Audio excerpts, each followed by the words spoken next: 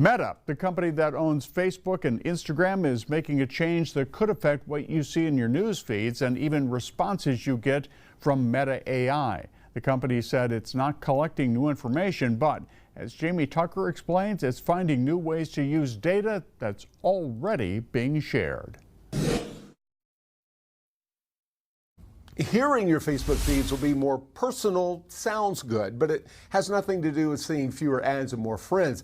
Now, you may already be aware that Meta is tracking your activity to show you relevant ads.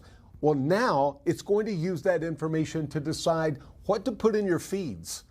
Say you're browsing vacation rentals and flights to Orlando and checking restaurant reviews on OpenTable. Well, those companies may already share that activity with Meta.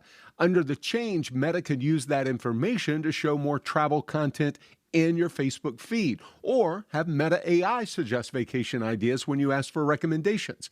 I was curious to see what information was already being shared with Meta. Inside Facebook settings, I found activity connected to my account from nearly 100 companies, everything from Starbucks to Peacock and Walmart. Well, what surprised me most was the volume. Peacock shared nearly 400 activities with Facebook. It isn't a list of everything you've done online, but it's the activities businesses have shared with Meta through their websites and apps.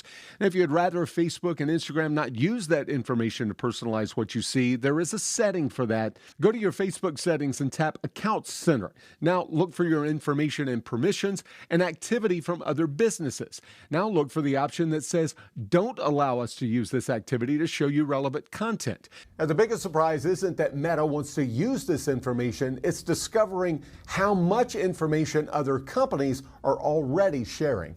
That's What the Tech. I'm Jamie Tucker, News 10. Meta says the change will apply to Facebook, Instagram, and Meta AI. If you don't see the options right away, check back. Meta says it has begun rolling them out eventually to all users.